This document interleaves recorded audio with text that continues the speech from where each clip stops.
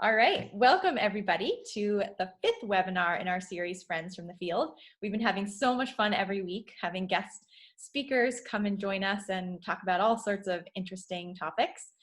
We're super excited to have Brighid here with us today, and Jake's going to do an introduction in just a moment. But the Friends from the Field series is co-hosted by Blue Hill Heritage Trust, conservation organization for the Blue Hill Peninsula, and then Island Heritage Trust as well, a conservation organization for Deer Isle and Stonington and the surrounding islands. So my name is Lander, and I am the outreach coordinator for Blue Hill Heritage Trust. And both Jake and I will kind of be monitoring the chat box and kind of doing some behind the scenes stuff. So I think I'll say now that we have a chat box. Some of you I can see have already found it. If you're not familiar with it, you can look at the bottom of your screen. There's a black bar and there's a little bubble, looks like a little speech bubble. You can click that, it says chat. We would love to hear who's here with us today. So if you wanted to just share like your name and where you live and maybe what brings you to this talk tonight, why sustainable foraging is interesting to you. That would be awesome, just so we can kind of see who's in our gathering this evening, even though it's just virtual. We will be having a question and answer session at the end. So for the last about 10 minutes, you can post your questions in the chat box and Jake or I will deliver them to Brighid. Or there's also is my voice sounding weird? It did just for a little bit, but mostly not. Okay, got some weird feedback there for a minute. Yeah. There should be also on the bottom of your screen a little blue hand icon. So if you would like to ask Brighid a question directly at the end during that last 10 minutes, I can unmute you so that you can do that. All right, Jake, I think I'm going to pass it on to you. All right. Hi, everybody. I'm Jake. I'm here representing Island Heritage Trust. We're so excited about this webinar series, and even more so, we're so excited to have Brighid Doherty of the Solidago School of Herbalism here. She's a local herbalist here on Deer Isle. She's a year-round resident, and we are so excited to have her here.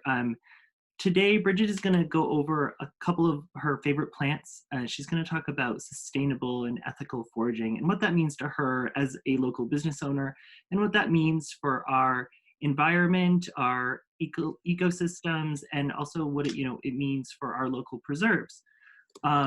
So without further ado, I'm going to hand it over to Brighid. And Brighid, I am so looking forward to the content. Thank you. Thank you both. I'm really excited to be here. So I have been interested in herbs really my whole life, but I've been studying and working with them for over 20 years. And I've run the gamut through herbalism, through lots of different philosophies and ways of working with the herbs. And what I ultimately have come back to is I just love working with the wild weeds that grow right in our back door.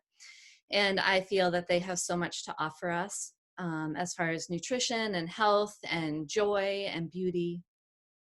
And so I started Solidago School of Herbalism because I would love to see herbal medicine be returned as the everyday people's medicine, that it could be found in all of our kitchens as an easy first go-to for health and wellness and nourishment. And I am, at the beginning of June, going to be offering an online course called Nourish Yourself, where we dive deep into 5 wild common herbs and how we can work with them to nourish ourselves, and then some other herbs and some other bonus classes to go along with that. So I'm going to share my screen and we'll dive right in. Thank you all for being here. Let's see. And okay. Sustainable foraging. And I think that a wonderful story of a weed and a mushroom, the maligned dandelion and the revered chaga. So I think we both if you're in the herbal world, even if you're not in the herbal world, surely you have heard of chaga, the mushroom. It does grow in this area. on birch trees, and has really been a very hot and trendy medicinal mushroom and foraged being. And then there's the dandelion. Well, everyone knows the dandelion. Everyone has some sort of relationship with the dandelion. And I would say that most of the American culture does not like the dandelion. And many people will spray Roundup, glyphosate on their lawns and on their local ecology and ecosystem to eliminate the dandelion from their lawn because they don't like the way it looks. But I'm here to say that the dandelion has so much to offer us and can be really easily sustainably foraged without worry for its population. And the chaga, unfortunately, I have a lot of concerns with it being over-harvested. And so we're going to get into that. But this is a perfect example of herbs to easily, wild weeds that you can easily sustainably forage, and wild mushroom, which I don't think that it is very easy to sustainably forage. So the dandelion, like a lot of weeds, the reason why I think you can easily sustainably forage it is because, well, it grows abundantly.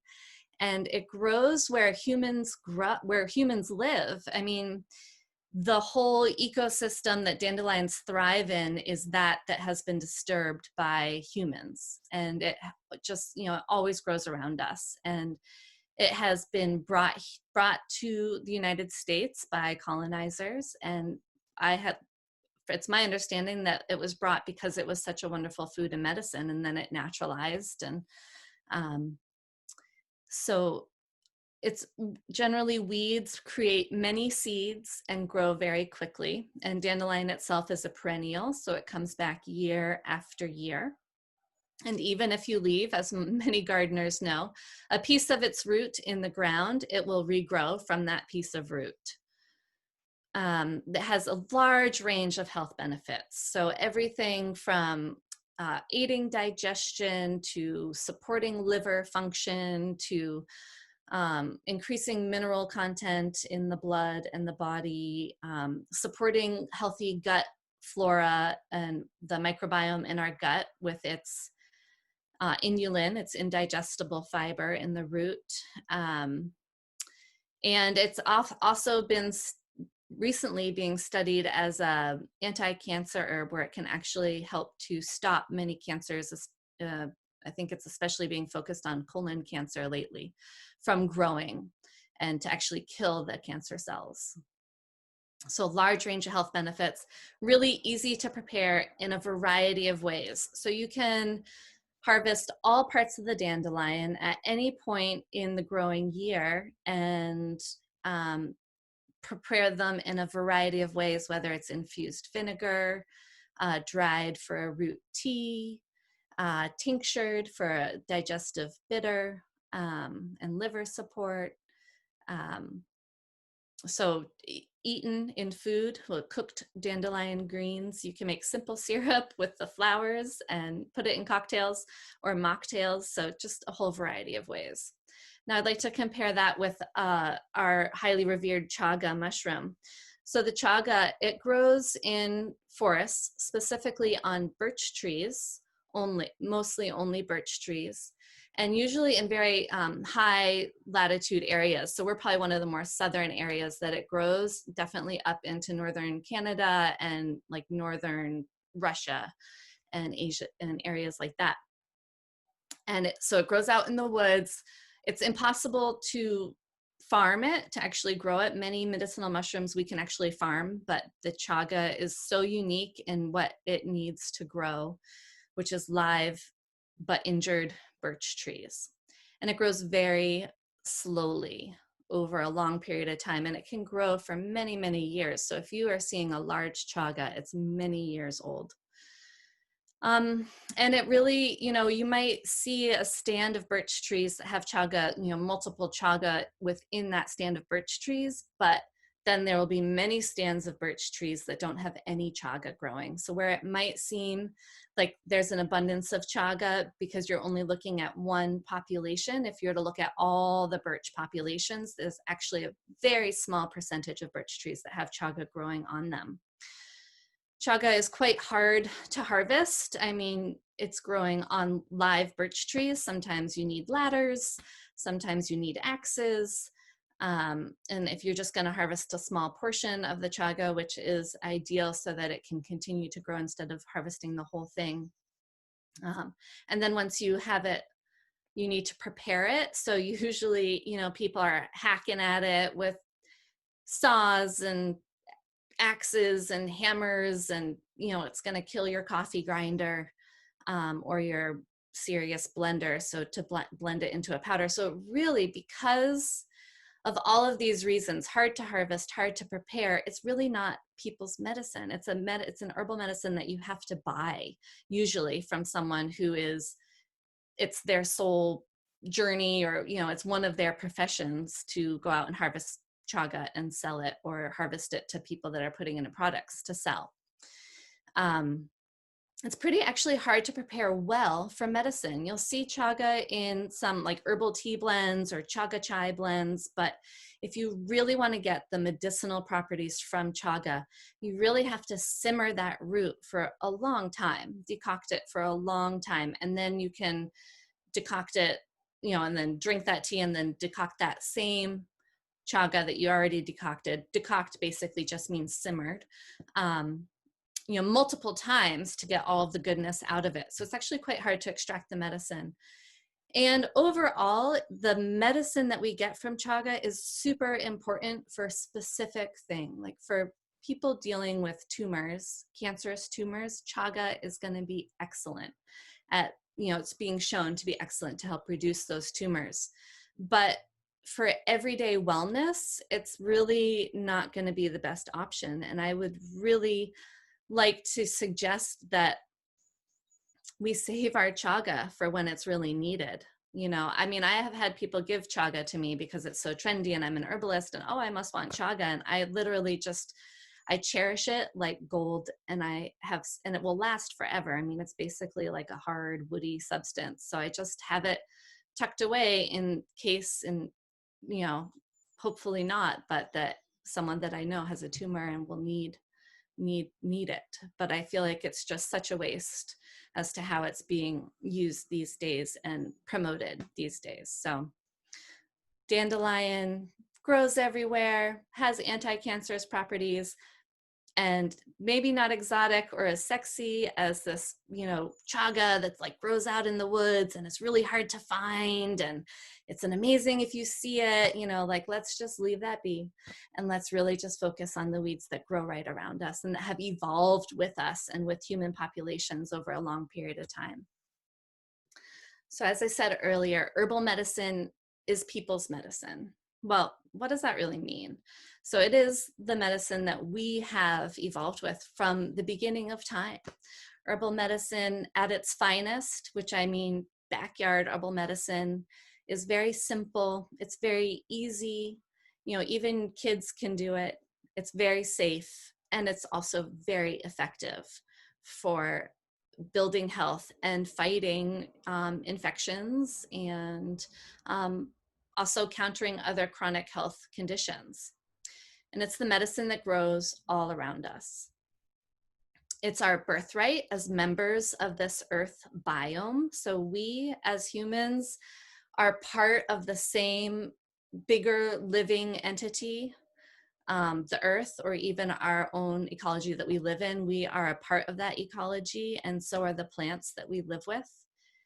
And so as being members of the same life, the larger life being, then it's, I believe, our birthright to be able to know and utilize and work with the plants that grow right around us for health. And it's, like I said earlier, the medicine that we co-evolved with. So, pharmaceutical medicine, scientific medicine definitely has its place, is super important in a lot of instances, but it's super new in the history of humans. And, people talk about Ayurvedic and Chinese herbal traditions as being, the most ancient healing traditions out there. But even those are only a few or more 1,000 years old. But humans have been around forever, for not forever, obviously, actually, for a very small amount of time on the earth compared to the rest of the earth. But for as long as humans have been around, we have been working with the plants for food and for medicine. So why do I forage? Well, first of all, why I feel like I'm so drawn to it. I feel like it's a calling, a deep remembering. It's a connection to those ancient ways of human living and of humans and plants being part of the same ecology. And when I work with the plants, I really feel that deep within my DNA. I like to keep a little wild in my diet. I don't really think it's possible or very easily possible to eat even close to 100% wild in our diet. But even if we can include a little bit every day of some wild food, some wild greens, some seaweed, even some herbs that are still wild, even if we have to purchase them from a farm, but example, stinging nettle has not been domesticated. We might be growing it and farming it, but it still is true to its wild nature. And the wild food provide an array of nutrients. So domesticated food that we have genetically modified so that it grows bigger and sweeter and we can produce a lot of it to feed the masses is great and really important. But in that modification, we lose a lot of the phytochemistry, a lot of the microminerals and the antioxidants and the bitter constituents and a lot of the really important chemistry in the plants that we need for our body. So this salad basket that my daughter is holding, this was from last spring, but it has dandelion greens and yellow dot greens and oxeye daisy greens and mugwort greens in it. I forage for health. This is the remnants of some stinging nettle that I have made an infusion with. The microbiome is so important, and we're finding out more and more in time how important the microbiome is. It's fascinating. And sometimes, the more you look into it, you got to wonder, who's in more control of our body, our microbiome, all of the bacteria that are making nutrients and other brain chemicals and our immune health. They are really in charge of a lot of the health of our body for their own benefit as well. If their host is healthy, then they can be healthy. Just like us, if our ecosystem is healthy, then we are healthier for it. And we are almost like the gut health of our own ecology. We can be that interconnected with it if we so choose. And I think foraging takes us there. So we can get the part of the microbiome that we're missing the most is soil microbes. And so we can easily get those if we are eating wild greens without heavily washing them, putting them in a wild salad. Again, the variety of minerals and phytochemistry I was talking about earlier, and then the specific medicinal qualities of the wild plants. Connection, I've been kind of leaning toward this in this talk already, but a connection to the land that I live with, my own backyard, or it could be a city street that you walk on every day. There are plants usually even growing there. And the community of plants that surround me, you really can get to know your own environment a lot deeper when you're working with it. And then an even deeper connection, it's more of an interweaving with the local ecology, like how I was talking about how we are part of a larger, more of a super organism of life. If you can look at our whole local ecology as one living, thriving being that we are just a part of, just as our own microbiome is a part of the ecology that is our body. And there's a chemistry that happens. There's a chemistry that happens between our microbiome and who we call ourselves, our brain, our neurochemistry, our immunity. And this is true as well when we connect with our external environment, our plants, because they have a chemistry that when we ingest that chemistry, it informs those phytonutrients, plant nutrients inform our cellular structure and our genes and our health on a more microscopic level. So there's a chemistry that happens between us and the natural world around us that informs a deep sense of our health and well-being. And a lot of the weeds and the plants that grow in and around humans in these human disturbed areas are plants that are very resilient, that they can handle a lot, and they're very adaptable because they follow us around the world. And they can adapt to many situations, and they can do that, and they can fight off bacteria, and they can fight off viruses. They can do all of this because of the chemistry that they create in their own bodies, the nutrients and the poisons that they create in their body. And then and they create them for the environment that they live in. And so then when we ingest that phytochemistry, then it also makes us more resilient and more adaptable to whatever might be happening in our environment as well, whether it be crazy weather conditions, whether it be pollution, whether it be bacteria and viruses. I love to forage because it's fun, and there can be a nice community that forms around it. So foraging and making herbal remedies is an enjoyable hobby that brings people together. And that's one thing I love to do, obviously. As the school, I love to bring people together around the plants. Foraging and herbalism in general helps to provide us with more self-reliance within our health, and I think within the understanding of our ecology and our body.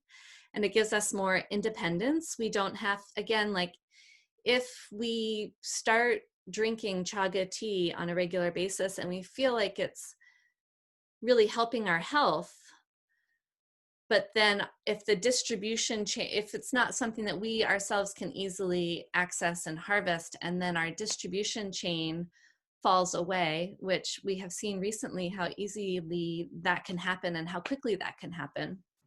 And we saw it a lot in the herbal world with the whole COVID situation. All of a sudden there was a huge demand for a lot of herbs, and based on fear and wanting to be healthier.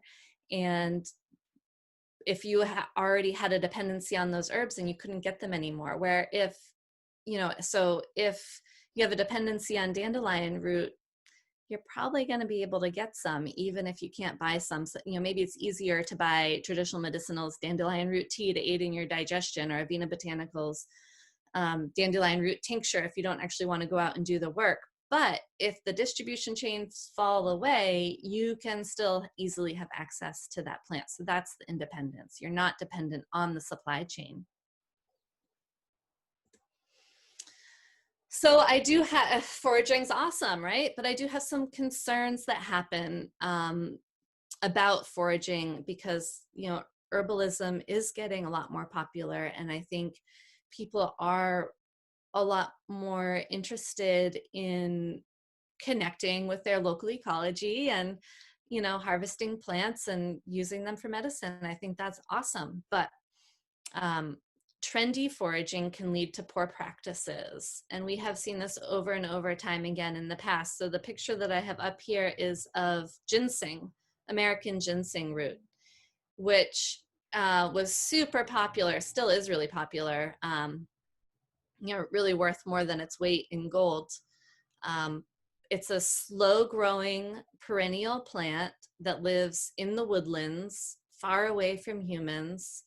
And the part that people harvest of the plant is the root, which therefore kills the plant. And because it was there was such a high dollar amount on it, and still is, it was basically almost wiped out, and is still considered endangered. So when there's one herb, especially an herb that we have to kill to harvest, that is super trendy, it can really quickly disappear. And commerce-driven foraging, it can lead to people just more interested in the dollar than the ecology and saving the populations of plants for future generations. Disturbances to sensitive ecology. So again, going out into the woods and harvesting roots from sensitive, woodland plants and woodland ecologies tend to be a lot more sensitive than human disturbed areas where our weeds grow, right? Because we've already disturbed those areas and the weeds are thriving there. So that's what we want to focus on. We don't want to go and disturb more areas to get our medicine. So CHAGA, just to go back, CHAGA, the mushroom itself, that's a sterile conch. So it has a very small window, maybe like a 3-day window in its entire life of when it's actually sending out spores and in a reproductive stage. And that's when the tree dies. So it can be a parasite relationship on a birch tree for a long time, even up to 80 years. It eats the core wood, or decays the core wood in the birch tree, but leaves the sap wood, the live wood, alive. And so eventually when that birch does fall and die, it's at that moment that the chaga then makes spores, and then those spores are released into the wind. Or they're also thought that maybe insects really love that the medium that the spores are on, so they'll go there to eat, and then they'll carry the spores with them to other trees and around in the forest. But then those spores have to find another wound in a birch tree to begin growing. So, it's a very sensitive relationship there that is really easy to disturb. So that's why I say stick with the weeds. Sustainable foraging means harvesting in ways that promote the health of plant communities. So instead of obliterating plant communities, we want to tend the plant communities. We want them to be better off than when we first found them. So how can we promote their health and their populations? Again, we're focusing on common weeds for sustainable foraging. So plants that grow in areas that are disturbed by humans, farms, yards, and vacant lots. Plants that reproduce readily. Plants that thrive in harsh conditions, and plants that have traveled the world with people. Some sustainable foraging concepts. First off, you want to really know the plant that you plan to harvest. You want to learn beforehand the best ways to work with that plant so that you don't waste the medicine. Like, for example, with chaga, if you are just harvesting it and then making a really dilute tea and then composting it, you're really wasting the medicine. So you really need to know like how to make the best chaga medicine, which is actually not only, I was saying, you have to simmer it, but then they found that if you ferment it and then take that fermented water decoction and tincture it in alcohol, then it's the best medicine. So you really want to get to know the plant that you're working with. And then you want to get to know the plant also on a one-on-one individual basis. And if that means you spend a whole growing season, a whole year going out and visiting the patch, visiting the plant, seeing it through its whole life cycle, connecting with it, sharing breath with it. We breathe out, they breathe in what we breathe out, they breathe out, we breathe in what they breathe out. You also want to know the poisonous plants in your area, and if the plant that you plan to harvest has any poisonous lookalikes, and you want to make sure that you 100% have positive ID. So this plant that I have a picture of here is poison hemlock, and it's in the parsley of the Umbelliferae family. And there are a lot of medicinal plants that look similar to this, like Queen Anne's lace, the wild carrot, valerian root and valerian plant looks similar to this. Even yarrow, if you really don't know your plants that well, can look very similar to this. I have not seen poison hemlock on Deer Isle, but I have seen poison water hemlock, which is basically the same. If you eat the root, you die kind of thing. So just, you really want to make sure you know what you're doing. And as I was saying, you want to really get to know the plant, and within that, you want to understand its life cycle. So is it an annual, which means it grows for only 1 year and sets seed and dies? Is it a perennial, which means it grows for multiple years? It can be a short-lived perennial or a long-lived perennial. Or is it a biennial, which means it lives for 2 years? This is a picture of mullein, and mullein is a biennial, and so is burdock. So for the first year, you'll just have a basal rosette of leaves on the ground, and then the second year, they'll shoot up their stalk, and they will produce flowers and seeds, and then they'll die. And they usually produce a lot of seeds. And so depending on what the life cycle of the plant is, it really depends. That tells you a lot about when and how to harvest it.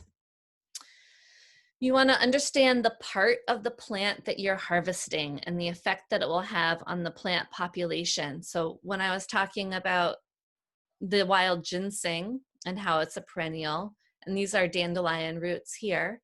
So those are perennial roots. And so when you dig them up, unless you only dig up part of a dandelion root, but a lot of perennials, if you will kill the whole plant, whether you dig up the whole root or part of the root.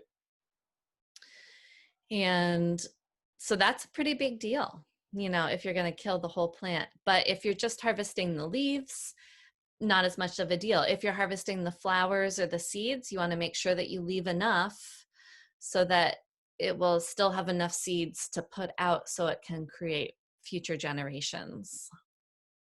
And then you also want to know the proper time to harvest. Obviously, the seeds you're going to harvest when the seeds are ready, the flowers when they're in full bloom.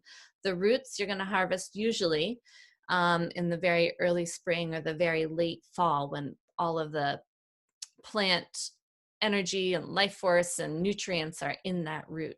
Although dandelion, like I said, is that one exception where she is just so generous, you can harvest her root any time of the year. It might have slightly different qualities to it throughout the season, but still beneficial year round.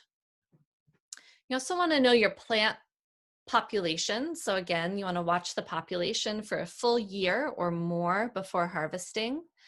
You want to harvest an amount that won't reduce that population size. And you want to even consider, well, what could I do that could increase the population size? Is there a plant that's being invasive onto this plant population that I can, kind of cut back to allow more room for this desired plant to grow? Are there seeds that are coming out that I can actually harvest some of the seeds and then bring them to another location and spread the seeds there? Or so maybe I can, make a whole new population somewhere else. And then you only harvest what you need and also what you have time to prepare. So number one, you don't want to harvest more than what the population can bear. Number two, then you can consider, well, how much am I going to need for maybe 1, maybe 2 years supply of medicine? Usually herbalists like to think maybe a 2-year supply of medicine, because maybe next year there will be like wacky weather and it won't be a good year to harvest this is a picture of hypericum flowers, or St. John's wort, I call it, or St. John's wort is another name it's known by. So, some years the St. John's wort is just, whoa, it's everywhere and it's gorgeous and beautiful. And then some years, based on the weather or whatnot, it's not a good year to harvest. So if you always have a couple years worth of medicine that you harvest on one of those really banging years, then it gives you a little more leeway. And then you want to make sure that you have time to harvest it, but then you also have time to prepare it. A lot of herbal medicines are best prepared when they're fresh. Sometimes I'll even prepare them right out in the field. Or if you're going to be bringing them inside to dry, you want to allot yourself enough time to do that immediately after you harvest it, which means, you know, setting up your drying rack, going through the plants, taking out all the dead leaves or the not ideal pieces, and then, you know, wrapping them up and hanging them or spreading them out on a screen or whatever the process is. You want to know, so you want to know the plant, you want to know the population, and then you also want to know the location that you're harvesting from, which is why I love backyard herbalism, because usually we know our backyards really well, and we're lucky enough to live in a rural area where most of us have, even if it is a very small backyard, a backyard. And you'll find that if you don't mow your yard, or you don't mow a section of your yard, as long as you haven't been spraying Roundup on it for years, then you will find that there's a huge variety of plants that make up medicinal weeds that usually make up that yard. And so you can even just leave like the outer strip, if you like a mowed lawn, which a lot of us do for play and tick prevention and all that. But if you leave an outskirt of your yard that's just like a wild strip, you'll be amazed at what might pop up there. You want to know, so is that area safe? Is it free of poisons? Usually for organic standards, it can't have been sprayed or fertilized chemically for 3 years. Is it legal? And you can also do soil tests and send them to cooperative extension if you want to go into more like heavy metal issues or whatnot. Is it legal to harvest there? Like a lot of state parks and forests, it's not legal to harvest there. So who manages the land, and do you have permission to harvest? I think one of the most important things about sustainable foraging is that we really honor the plants, that we approach them with humility, that we appreciate how much they have to offer us and how giving of themselves they are. And so one of my great teachers, Susan Weed, you know, a lot of people have heard that in the foraging circles, well, you know, you go out to a plant and you harvest it and you leave an offering. And, you know, a lot of people have kind of appropriated the idea of leaving, you know, a small amount of tobacco or cornmeal, similar to what they've been taught that Native peoples did or do. But I don't know what they did or do. But I know what I've been told is that for us, if we feel like for our current culture and mindset, if we feel like we are going to a plant and leaving an offering and then harvesting whatever we want from it, it's almost like we're paying the plant, like we're still stuck in that consumer mindset where we are paying for it and therefore we can take whatever we want from it.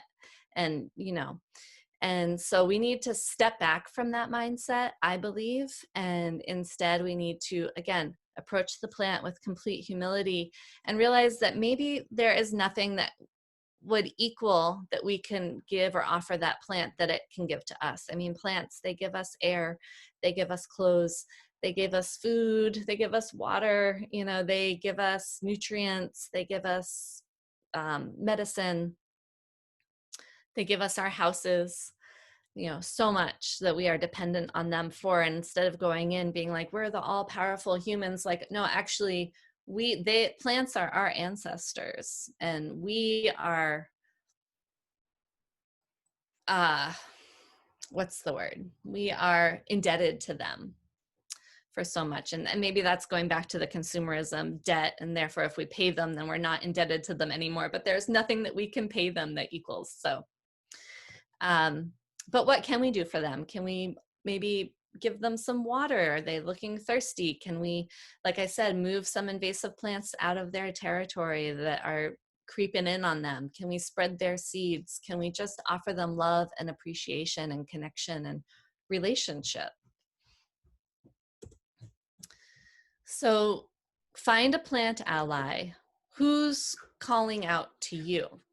Start with one plant and go deep. I think, Mom. Yeah, excuse me. This is my daughter, Isla. Hi. Hi, Okay, we're in the middle of a class, honey. Mommy. Yeah, I think you're almost done. in a little bit. Okay. Can you give me a little bit more time, please? Thank you. I want to talk until you're done. Okay, thank you. Pardon me, her dad is not home, but she's being awesome taking care of herself for this hour.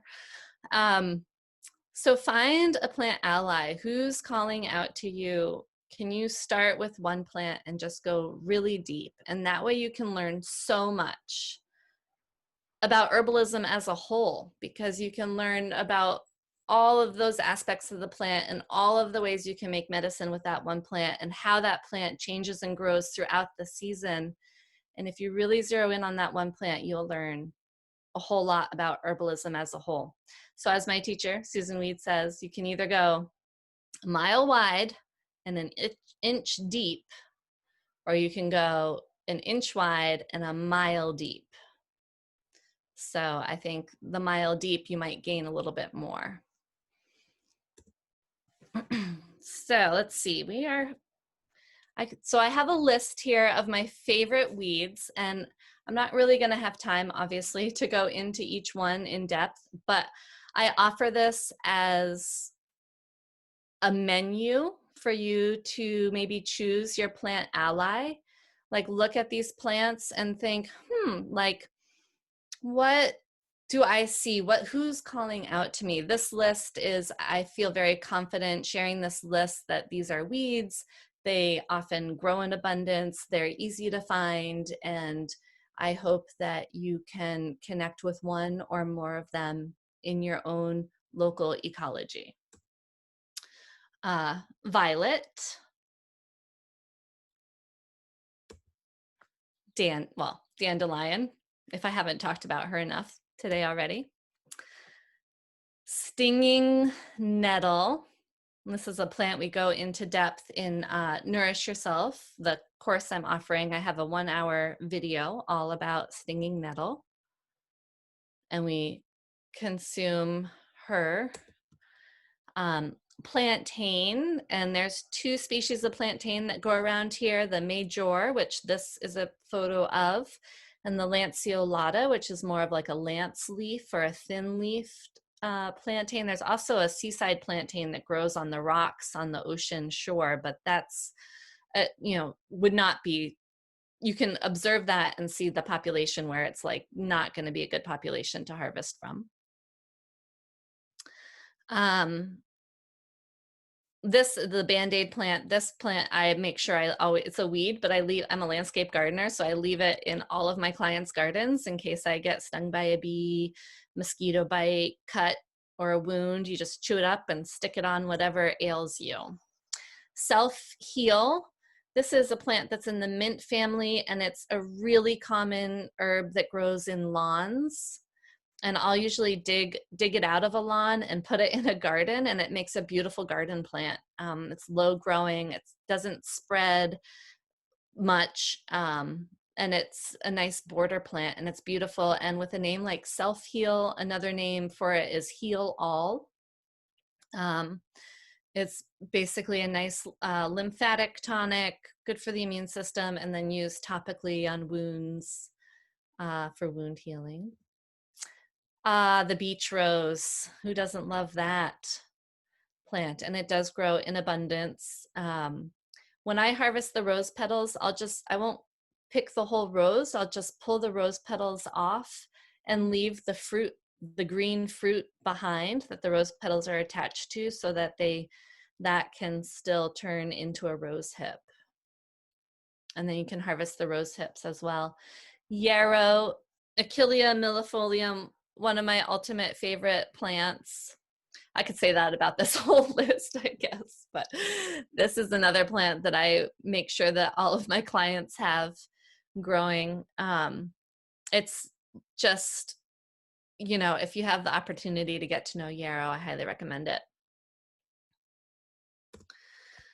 St. John's wort, Hypericum, perforated. It's actually perforatum. That's a spell check. Correction, well, they wanted to correct my perforatum. And it's called perforatum because the leaves, if you hold the leaf up to the sky, it will look like it has little pinholes in it with the light shining through. So a little perforated leaf. Hypericum, hyper being above or intense, like hyper. And then icum is another word for an idol. So above religious icons or idols. And it was named after, its common name is St. John's wort, which because it blooms right around the summer solstice or St. John's Day. Here it actually blooms a little later than that because we're so far north. But it's actually really healing for burns. And also I infuse it in olive oil and use it as a sunblock. It has these polyphenols that actually protect both the plant and our own skin from sun damage.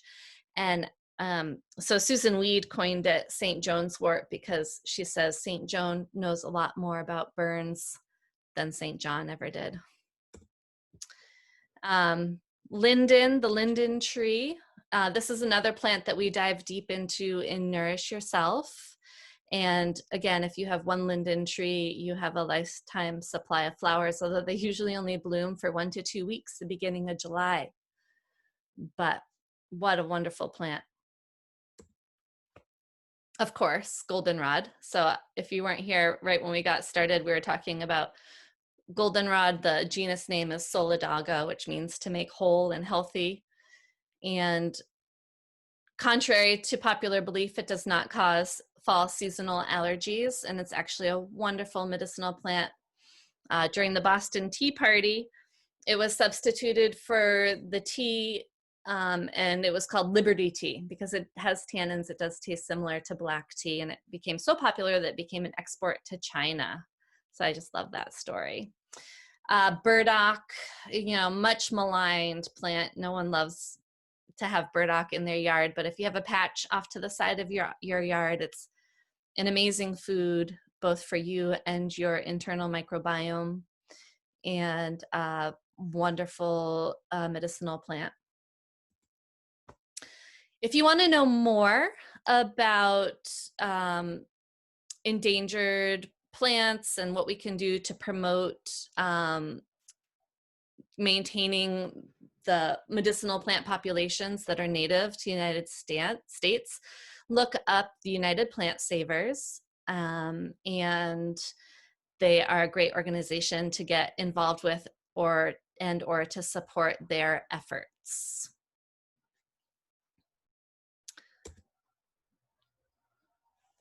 So there you have it. And as you can see, this is one small field on an island off the coast of Deer Isle. And I don't think we have to worry about, endangering goldenrod populations anytime soon with our foraging a goldenrod. So I would love to hear any questions or comments or stories that you may have in our last few minutes. I can stay later than 5 too if need be. Great. Although I don't know, that depends on my daughter, I guess. Bridget, thank you so much. That was such a joy. We have a couple of questions queued up, and then after I get through those, maybe Linda, you could take over the raise your hand part if that's an option for us. So let's see, there was a question earlier back, which I'm forgetting now, but I have one right in the front of my brain here. And one of the attendants asked if there was any medicinal or like use for skunk cabbage because it grows so plentifully around here. I have heard of people using it medicinally. It's not a plant that I have ever used. For me, and I honestly don't even know what people use it for, but I'm like turned off by it for a couple of reasons. One is because it lives in wetlands and really marshy, wet areas, and Those can be hard to access places. And so I kind of think about when plants are in hard to access places or like really wetland areas or bogs, those are ecosystems that are easily disturbed, which is why I like to stay out of them for harvesting. And the fact that the plant, you know, puts off like such a pungent smell is another kind of turn off for me. And yeah, just in general, it's not one I've worked with, but if it's calling to you, definitely dive deep and see what you can find. Great. Thanks, Bridget. Let's see. Do we have any other questions? Jake, I found the one that was from a while back. Oh, good. Go ahead. Let's do that one next, Lander. Okay. So this one harkens back to the CHAGA discussion, and it is, how many times do you use or simmer the same powdered amount of CHAGA?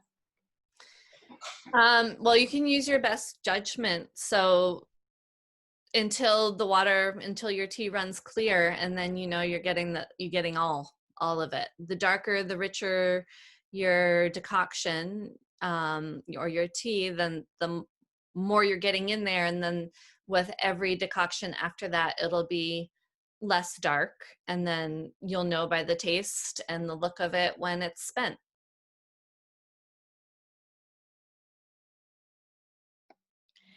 Thanks, Bridget. So we have another question in the chat box. It's actually a two-part question. Are there ramps in Maine? And does Japanese knotweed have any benefits? There are ramps in Maine. Ramps are one of these trendy foraged plants that are being over-foraged and are becoming at risk. If you want to harvest the ramps, the best thing to do is to leave the bulb in the ground. And again, a ramp is a woodland plant that usually grows in like deciduous woods that have sunlight in the spring. It's going to be the first like patch of green that you see. We don't obviously have a lot of deciduous woods around here, but you want to leave the bulb so that it will regrow. A lot of people, when they harvest ramps, they harvest the bulb because that's where the potent flavor is, but you can get just as much of the garlicky flavor in the leaf itself. So if you could just cut the leaf and leave the bulb, that's going to be one of the better ways to use it. But if you can stay away from it, that would probably be ideal for these days and the trendy foraging aspect of it.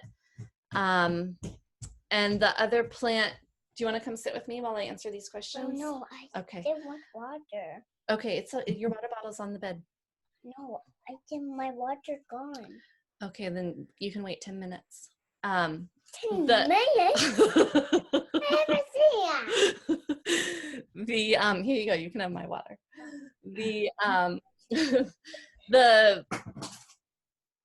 Japanese knotweed is more edible than medicinal, and it's usually harvested in the spring. I think we're a little bit past the harvest time when the leaves are just coming out but are still clinging to the stem, and it looks like you can harvest those low, beginning stems and slice them up and cook them. They kind of taste like rhubarb. They're very sour in flavor. And then the root is harvested again, it's going to be the root. And this is a plant, you can harvest as much root as you want. Like, please, yes, harvest it all, and it will grow right back.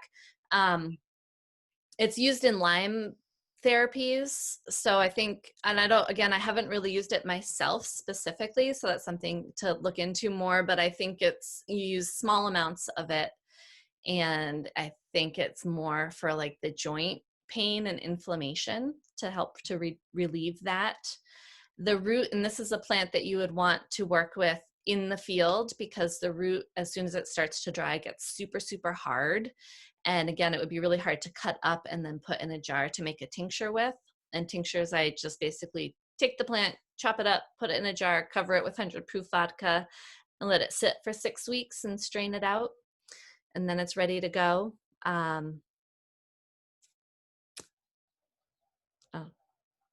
Great. Yeah. Linda, do we have any hands raised? Any other participants who want to ask their questions themselves, or? I don't see any hands at the moment. Okay. If you'd like to ask Bridget a question, feel free to raise your hand or put another question in the chat box. These have been great so far. So while we're waiting for any more questions to come, I'll let you know that one service that I offer and that has been actually quite popular this year because of social distancing and not being able to do workshops with groups is people invite me to their backyards and we do a private herb walk in your own backyard, and I can point out the medicinal weeds that grow there. I'll bring my medicine making basket, and if you want, we can make medicines. You know, I've made medicines with people with just and kind of focused on a couple plants. I've also just kind of walked around and talked about, you know, done both kind of herb garden consults. I'm a landscape gardener by profession, but also, you know, just what all the medicinal plants that are there and the quick overview of them. And then people can, you know, choose what they want to go from there. And some people have said, well, I'd like you to come, you know, once a month so we can see the progression and the change and the different plants that are grow and, you know, see them at their different prime harvest times. So that's been a really exciting new service because, you know, for the Island Heritage Trust, I've done medicinal plant walks for, this would have been our 7th year of doing them. We did do an evergreen plant walk, which is virtual. So you can check out the Island Heritage Trust website to see that. And maybe we'll do some other virtual weed walks. We'll see how it goes. But you know, we can stay the proper social distancing. If I come to you, I can wear a mask, whatever you feel comfortable with. And I have it on a very reasonable sliding scale offer. That's great, Bridget. Actually, a couple of my local friends have taken you up on that, and they said that they just had the most fun in their yard, and they learned so much about their own little universe in their backyard and their plots and their gardens, and there's been a lot of good feedback that I've heard. Oh, directly. great.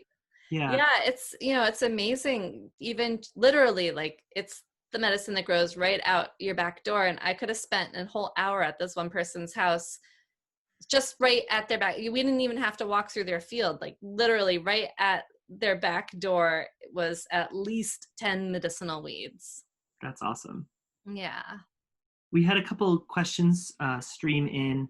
Are there any sources that you suggest for finding information to helping people choose which weed they might want to start with if they're going to pick their one weed and to learn a mile deep about? Yeah, well, I have some books here that I'd be happy to share with you for my favorite books. So that would be one, like, find herbalist book. You know, have me come to your house, or another herbalist or herb savvy friend of yours would be another resource. Online's probably one of the worst places to learn about herbs. So, you know, books from the herbalists have written, and then just your own intuitive observation, just sitting and being with the plant is gonna inform a lot in time, but that's probably the slowest way, but maybe the deepest way. So one book, Braiding Sweetgrass, by Robin Waldkimmer, is a great one. The Wild Medicine Solution by Guido Masse, and he talks more about, like, the chemistry that I was talking about and interacting with our local ecology for health through plant nutrition. Healing Wise, this is by Susan Weed, who I've mentioned, and she goes through, you know, maybe 6 or 7 herbs. You know, she has maybe 30 pages on nettle, 30 pages on dandelion, and so she goes really deep into a few common weeds. This is a nice book if you're interested in the endangered plants, Planting the Future. This is put out by the United Plant Saver, and a different herbalist talks about a different plant, endangered plant, in each chapter, and how to properly grow it, and, you know, how to properly harvest it and how to use it. And then this is just like a feast for the eyes, a really lovely book, Foraging and Feasting, a field guide and wild food cookbook by Dina Falcone. And she has some, you know, just like really beautiful illustrations. and then a lot of just recipes if you want to get into more of the wild food. And then Peterson's Field Guide to Medicinal Plants, when I was like really starting to delve into plant, like learning the plants that grew around me in the 90s, I would just go on walks and I'd have my field guide to medicinal plants. And every time I came upon a plant that called to me, or I didn't recognize, or I didn't know, or looked like it could be medicinal, I looked it up in there. And that book's great. If you can get an older version from the 90s, it's nice because it's actually illustrated versus all photographs, what they have these days. You can kind of gain a lot more ID tips from illustrations. But they're also like super cautious. So if there's any chance that the plant has any caution around it, they will let you know. And so that's just kind of nice as like, is it medicinal? Is it poisonous? Is it a plant I want to know further? The Peterson Field Guide to Medicinal Plants. Great. Thanks, Bridget. We'll as a group, we'll get together and maybe share that list that you just gave with our participants. There was a question that came in about grasses and if there's any medicinal properties for any particular grasses. The first grass that comes to mind is oat straw, and